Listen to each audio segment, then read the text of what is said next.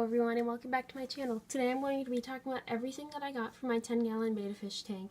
Very excited to share this video with you guys. Right now I'm currently cycling my tank, so I should be able to get my betta fish in like a week or 2 weeks or so. So let's hop right into it. Okay, so the first thing that I want to talk about is how I planted my tank. I used the sea chem fluorite as my substrate. I'm using dragonstone as my hardscape element. I was originally going to do rocks because the pH of our water is a little high, but it's fine for a betta fish. It's just that it is a little high. It won't harm the fish, and pH, from my understanding, isn't quite as important as the other water parameters. So I am using this plant as my foreground, or as like my carpeting plant. I don't remember what the name of it is off the top of my head. I'll put it on screen or something. That's a Java fern.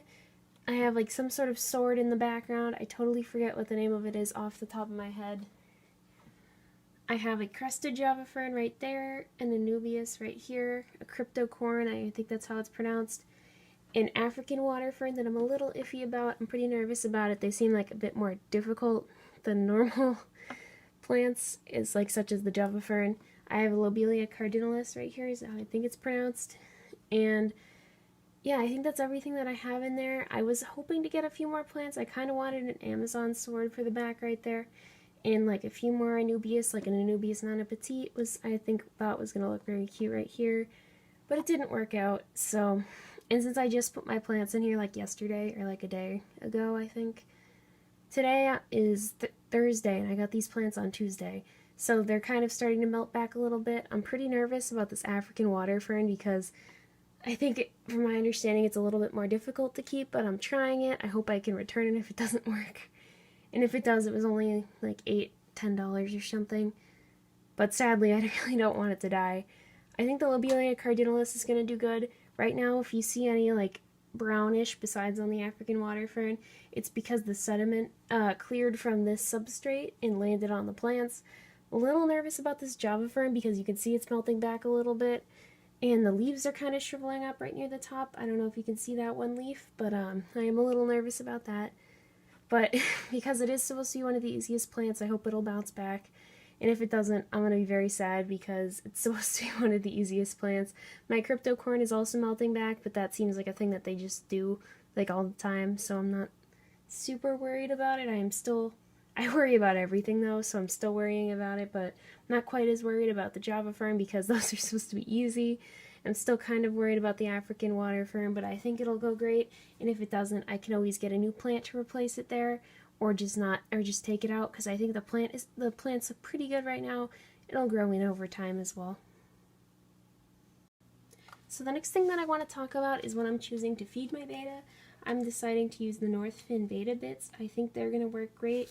I'm not quite sure, from my understanding, this is one of the better ones, but I can't, vouch for it or recommend it right now because as I've done research on it and stuff, I don't know, all of, everything. I don't know how to describe it, but I'm pretty confident that this will be good for my betta fish.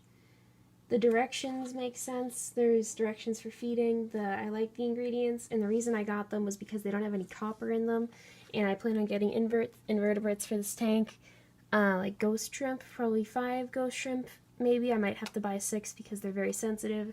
Not all of them might make it. Maybe 1 or 2 tiger nerite snails. I think I might only get 1 just so I can name it, because I think I really want to be able to name everything in the tank. I'm probably going to name all the ghost shrimp Sam, and then name this snail something dumb like Gus or something. I kind of interested in naming my betta fish Alpha though, because it's like alpha beta, and I know that betta fish is supposed to be pronounced betta fish, but betta fish sounds so much cooler. And then the next thing I got is these tetra bloodworms. They look pretty nice. I don't actually know much about them, but they're treats, so I was expecting them to I don't really know. It's weird because they're called treats and such, but they don't really seem like they'd be very fatty. This is them. I don't really want them to roll out of the thing, so I'm not really going to open it too far. But these both look pretty good, and they're both relatively cheap. I think the North Fin betta bits was about $8 or something, and the tetra bloodworms were $3.18, so whoops. But I think it was money well spent. I hope the betta fish likes it. If it doesn't, I'm probably going to go, if it doesn't like the pellets, I'm probably going to go with the Omega 1 buffet pellets because I've just heard really good things about them, but I don't remember if they have copper in them or not. If they do, I'm going to cry, and then I'm going to have to figure out something else, but that's currently on the menu for my betta fish. Okay, so the next thing I want to cover is what I'm using to filter my tank, like the filter media. I have quite a few things because my parents used to be into aquariums and aquatics. They had a 15-gallon, I think, saltwater aquarium that they used to have. I don't think they ever had more than 3 fish in it at the same time, but, you know, it was very cool. I see pictures of it and stuff. So I have some old things from when they used to be into it. This is the old thing. It's a pre-filter felt pad. I'm not actually using this, but I just have it in there just in case I ever need it for emergencies, in case these bio bags don't work out. This is what I'm mainly using because I'm using an old Tetra Whisper filter. It still works perfectly, so I'm not very worried about it. The reason it's an old one is because I got this tank at Goodwill for 15 bucks with a filter, heater, hood, everything. So, and it works great, so I'm very excited. It was a really good deal. Then the other thing I'm using is the bio balls.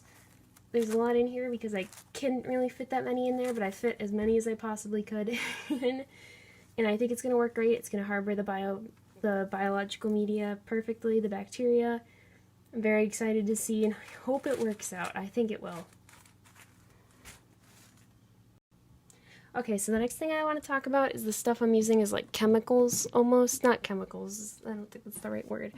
But like my water conditioners and stuff. Hold on while I just grab them out of the cabinet.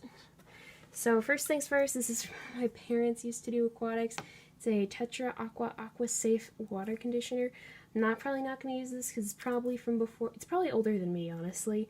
So I don't think I'm going to use this, but I have it just in case. But my main water conditioner is the Seachem Prime. This looks really good. This bottle was like $3.99 at my local fish store. It's the same store I plan on getting my betta fish from, if I can't rescue it off like Craigslist, and I doubt they have bettas on Pet Finder, but, you know, I'm going to do some reading, but that's where I'm planning on getting the betta fish, just because they keep them in the best conditions from everything I've seen.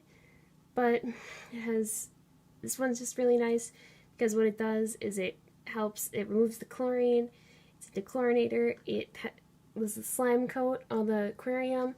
Another thing that it does is it detoxifies the ammonia, so I've seen some people use it for the fish-in cycles, but I am planning on doing a fishless cycle, so I got this ammonium chloride solution from Dr. Tim's Aquatics.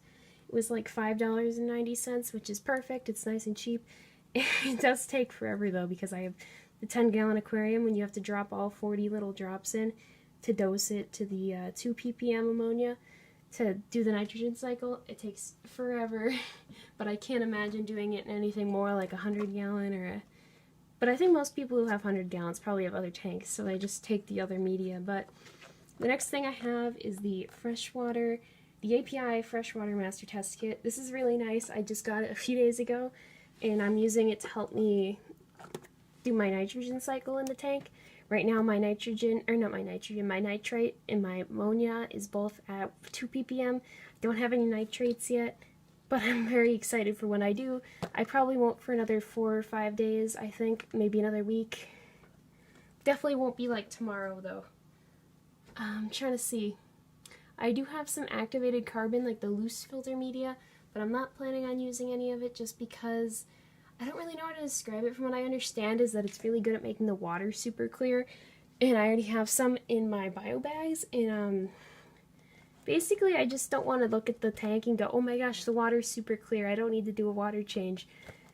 That's because I was reading a book that my parents have, and it's a pretty old book, but from my understanding they recommended you stay away from carbon for that reason, so I'm just going to do that, and I think it'll be fine. I think everything will work out. Oh, and I also have this fish net. It's pretty old. I hope it'll work for the bettas and the shrimp and the snails. I don't see why it wouldn't. But I'm just very excited. I have this all set up. It took me like 2 hours to plant this tank, because what happened was, because I washed the substrate but not as well as I probably could have, so it got super cloudy and I couldn't tell where anything was. So I had to wait for the dust to clear up, and then I moved some stuff, and then I kept moving stuff, and then I think I like how everything is now, and now I just have to hope that the plants don't die.